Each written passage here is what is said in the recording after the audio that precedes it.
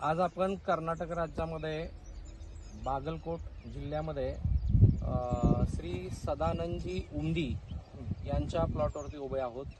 हा डाळिंबाचा 1 खोड तंत्रज्ञानाचा बरोबर पानगळीपासून 55 दिवसाचा प्लॉट आहे आणि पहिल्या बहाराचा प्लॉट आहे.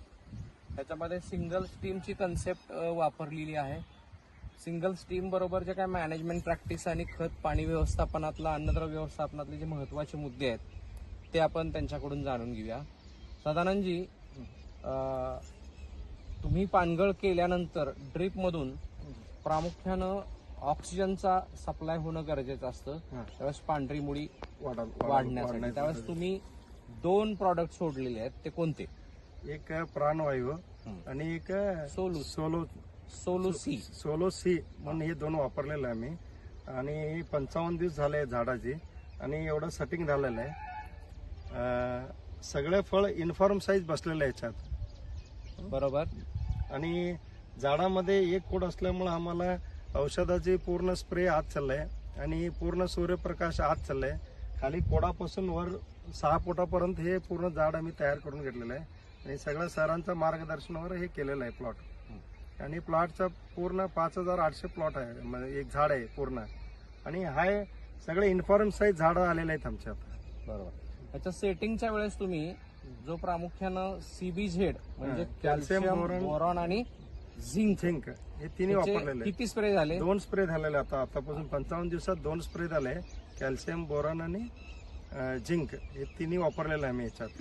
साधारणपणे या प्लॉटला 55 दिवसामध्ये रेड काऊ कंपनीची जी काही 2 उत्पादनं आहेत, एक प्राणवायू आणि सोलुसी, हे ड्रीप मधनं आपण सोडली. त्याच्यामुळे प्राणवायू आणि जो सेंद्रिय कार्बन आहे तो उपलब्ध व्हावा, तो एक हेतू आहे.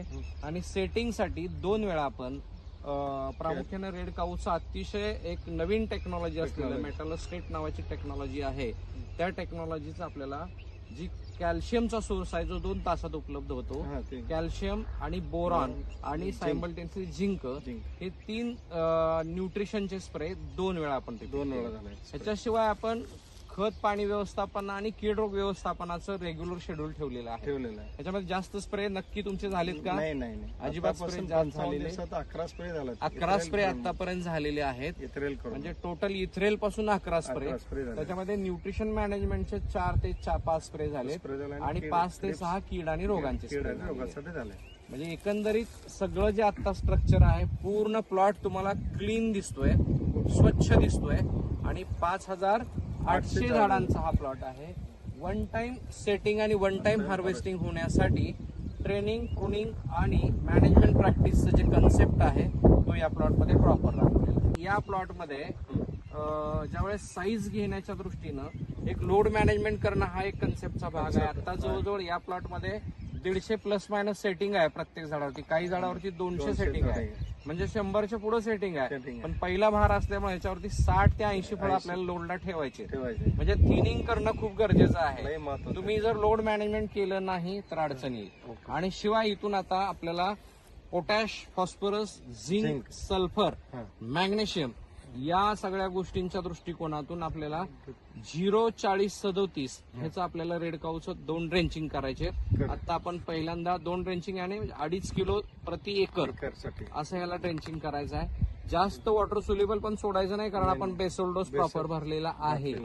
रिक्वायर्ड आपल्याला ह्याच्यामध्ये सोडायचं आहे. पण आता 0-40-37 ही ग्रेड आपल्याला फक्त 2 वेळा सोडायची आहे.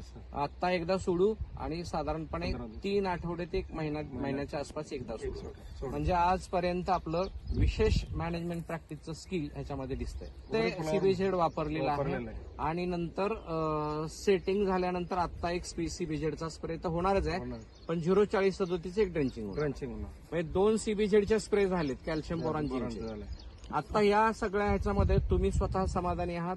पूर्ण समाधानी आहे. म्हणजे गावातला सगळ्यांचा, शेतकऱ्यांचा आणि माझा आहे पूर्ण वेगळाच प्लॉट आहे आता. तर सगळ्यांचा या प्लॉटमध्ये माझ्या बरोबर केलेला प्लॉट एवढं कुणाचं बी सेटिंग नाही आहे, माझ्या मित्राचं बी केलेलं एवढं सेटिंग नाही आहे. आणि सेटिंग बी 1 नंबर झालंय. सेटिंग महत्व युनिफॉर्म साईज सेटिंग झालाय, म्हणजे पुढं पाठीमागं काय नाही आहे, एकसारखं आहे. एक 80 ते 90% एकसारखं प्लॉट आहे आता सगळ्या झाडावर.